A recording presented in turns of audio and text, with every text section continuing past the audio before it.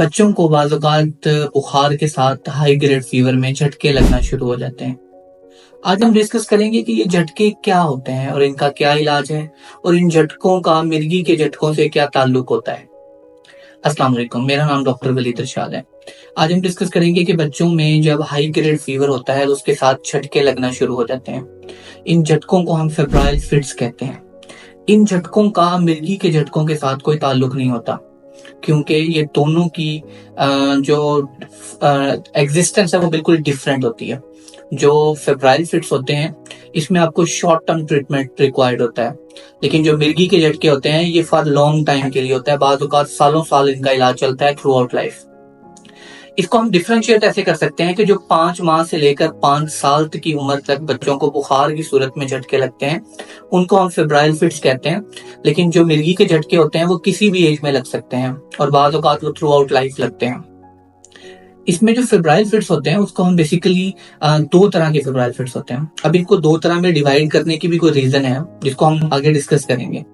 पहले तो ये कि जो सिंपल फेब्राइल फिट्स होते हैं और एक कॉम्प्लिकेटेड फेब्राइल फिट्स होते हैं, मतलब एक झटके सिंपल और एक कॉम्प्लिकेटेड। सिंपल जो होते हैं वो झटके होते हैं जो 24 घंटे में सिर्फ एक दफा लगते हैं और इसमें आपके बच्चा जो होता है उसको झटके लेस देन 15 मिनट्स होते हैं।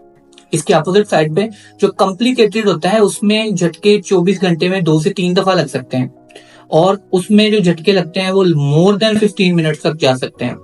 और बाज़ औक़ात ये झटके बहुत ज्यादा लंबे अरसे तक चले जाएं तो इनको हम कहते हैं स्टेटस एपिलेप्टिकस, जिसमें आपके बच्चे का ब्रेन भी इन्वॉल्व हो सकता है। एक इमरजेंसी सिचुएशन होती है। इसके अलावा अगर हम बात करते हैं कि ये जो फेब्राइल फिट्स होते हैं इसकी एग्जिस्टेंस क्या है, ये क्यों होते हैं, इसकी वन ऑफ द रीजन ये होती है कि अगर एक तो इनहेरिटेड मतलब अगर आपकी फैमिली में किसी को पहले भी झटके लगते हैं आपके फादर मदर साइड पे या सेकंड थर्ड जनरेशन में, तो हो सकता है कि वो नेक्स्ट जनरेशन या उससे नेक्स्ट जनरेशन में किसी को लगे और बच्चों में लगने की एक वन ऑफ द रीजन ये होती है। दूसरा, अगर आपके बच्चे का रंग पीला है, वो अनीमिक है, उसमें खून की कमी है, तो उसमें भी झटके लगने के चांसेस होते हैं। कुछ पेरेंट्स का ये भी क्वेश्चन होता है कि जब बच्चे को झटके लग रहे हैं कहीं ये गर्दन तोड़ बुखार तो नहीं है। गर्दन तोड़ बुखार और इन दोनों में डिफरेंस ये होता है कि जो गर्दन तोड़ बुखार होता है वो एक बैक्टीरियल या वायरल इन्फेक्शन की वजह से होता है, जिसमें आपके ब्रेन की जो कवरिंग होती है उसकी स्वेलिंग हो जाती है, इन्फेक्शन होती है, जिसकी वजह से गर्दन तोड़ बुखार होता है और बच्चे में झटके लगते हैं। उसके लिए आपका टेस्ट आपका जो डॉक्टर होता है वो आपको मुख्तलिफ टेस्ट करवाने का कहता है, जिसमें MRI ब्रेन, CT ब्रेन वगैरह आपके बच्चे के करवाए जाते हैं, या उसको कमर के पानी का एक टेस्ट होता है जिससे हम फाइंड आउट करते हैं।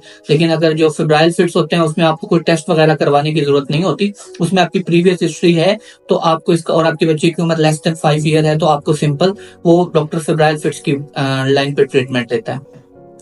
और आपको फेब्राइल फिट्स के लिए कोई बहुत लंबा अरसा दवाई नहीं खानी होती, लेकिन जो गर्दन तोड़ बुखार होता है उसमें कुछ हफ्तों तक आपके बच्चे को दवाइयां का इस्तेमाल करना पड़ता है। अच्छा, इसके अलावा अगर हम बात करें कि कौन से ऐसे प्रिकॉशंस हैं अगर आपके बच्चे को घर में झटके लग रहे हैं तो आप ऐसी क्या चीजें हैं जो घर में कर सकते हैं।